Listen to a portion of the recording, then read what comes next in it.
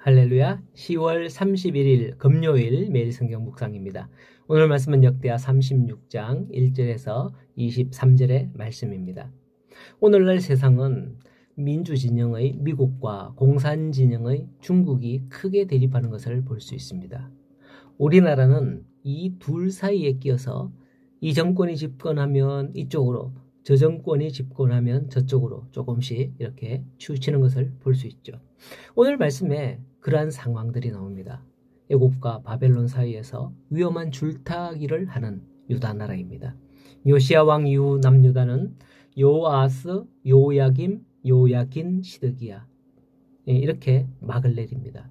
요아스는 바벨론의 편에 섬으로 인해서 3개월 만에 애굽 왕 바로누가 쳐들어와서 잡아가고 요야김을 왕으로 세워놓습니다.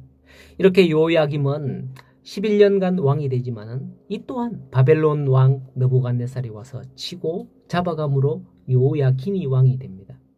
또한 애굽 편에 섰다가 그도 3개월 만에 바벨론으로 잡혀가고 시드기야가 왕이 되죠. 시드기야도 결국 또 애굽 편에 서려 하다가 결국에는 바벨론에 의해서 남유다의 마지막 왕이 되어버리고 맙니다. 남유다는 이렇게 멸망을 하게 되죠. 이러한 일들은 오늘날과 같지는 않습니다만 오늘날 한 나라의 왕을 폐하고 아니면 대통령을 폐하고 가서 강제적으로 다른 사람을 세우고 이런 일은 없습니다만 어쨌든 이 두 세력 사이에서 줄다리기를 하다가 결국 위태롭게 되는 그런 나라들이 종종 있습니다. 앞서 요시야 왕이 선한 왕으로 평가를 받았지만은 이후 등장하는 왕은 모두 악한 왕으로 기록되어 있습니다. 이러한 악한 왕들은 대체로 하나님을 의지하기보다는 그 특징이 보면 주변 강대국들을 의지했다라는 점을 볼 수 있죠. 역대에서도 보면 앞에 왕들도 보면 하나님을 의지하다가 막 기도하고 하나님을 의지하다가 세상의 것을 의지하니까 심히 큰 책망을 받기도 했잖아요. 그게 그들의 유익이 될 것 같아도 결국 그들이 의지하는 것으로 인해서 멸망당할 수밖에 없다는 것을 우리는 이 말씀을 통해서 볼 수 있어야 합니다. 물론 세속적인 관점으로 보는 사람들은 강한 힘과 권력을 지닌 나라를 의지하는 게 마땅하지 않냐라고 평가를 합니다. 어쩌면 남유다의 마지막 왕들이 정세의 흐름을 읽지 못하고 자꾸 애국과의 정질인지 뭔지 끝까지 연을 끊지 않으려다가 결국 신흥강국인 바벨론에 의해서 멸망당한 게 아니냐. 정세의 흐름을 잘 판단하면 옳지 않았겠냐라고 하죠. 지금도 대한민국은 이 흐름을 읽고 이쪽 저쪽을 가늠하고 있는지는 모르겠어요. 오늘날의 강대국은 비록 무력 침공은 하지 않는다 하더라도 다양한 방법으로 약소국을 지배하고 그렇게 아래에 두고자 합니다. 트럼프는 경제 패권을 쥐고서 각 나라들의 관세를 부여함으로써 모든 나라가 미국의 경제적으로 예속되기를 원하고 있는 현실입니다. 이러한 가운데 우리나라는 이게 유익일까 저게 유익일까 계산기를 지금 두드리고 있는 거 아닙니까? 그런데 여러분 이러한 힘의 논리는 비단 세상 나라에만 적용되는 게 아닙니다. 영적인 세계에서도 그대로 적용돼요. 마태복음 12장에 예수님과 바리새인들 간의 바알세불 논쟁이 나옵니다. 예수님께서 귀신을 쫓아내고 병자들을 고치고 기적을 행하자 그들이 뭐라고 했느냐면 저가 바알세불을 힘입어 그런 권능을 행한다라고 했죠. 그 말은 뭐냐? 이 말은 예수가 더 강한 귀신의 왕을 힘입어서 귀신을 쫓아내는 것이다. 왕이니까 쫄개 귀신들을 쫓아내는 거 아니냐? 그렇게 하는 거죠. 그렇다면 여기서 우리가 알 수 있는 건 영적인 힘이 없다면 사탄의 지배를 받을 수밖에 없다는 거예요. 물론 사탄의 종까지는 되지 않겠지만 왜? 우리 하나님의 자녀니까. 하지만 영적인 힘이 없으면 사탄에게 패할 수밖에 없다는 건 분명한 사실인 거죠.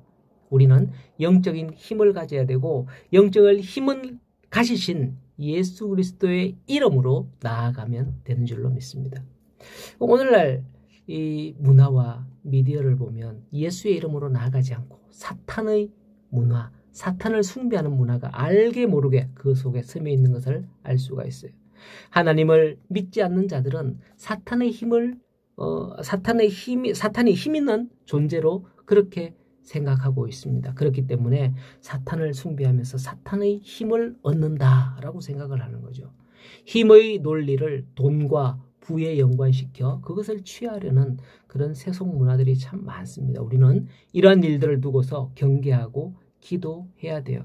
우리 K-팝, K-문화가 세계적으로 이렇게 번져가지만은 우리가 그냥 안방에서 뉴스를 통해서 미화하는 것만 듣지 그 진짜 현장에서 그런 것들을 들으면 이거 걱정이 되는 그런 일들 참 많거든요. 우리는 이런 일들을 경계하고 기도해야 됩니다. 본문에서 나타난 남유다의 패망도 마찬가지예요.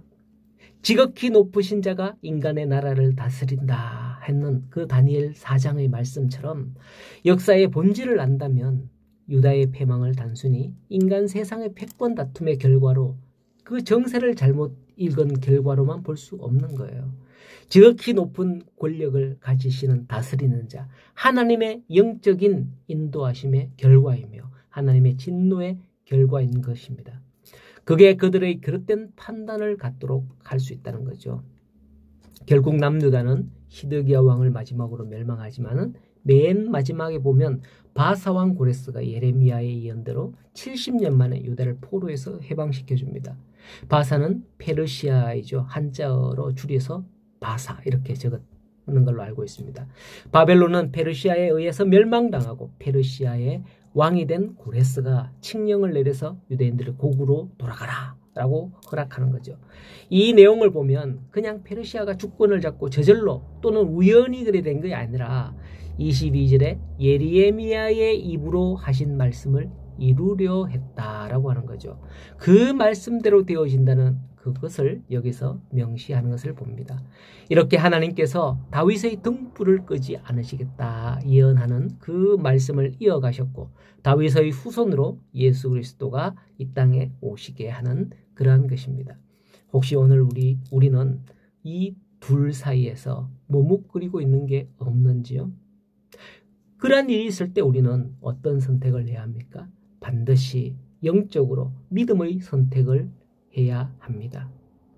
오늘도 하나님이 주신 약속을 믿고 나아가는 우리 성도님들이 되셔서 옳은 선택, 옳은 결과가 여러분들 앞에 활짝 열려지기를 간절히 소원합니다. 오늘도 주의 말씀으로 승리하시기를 축복합니다.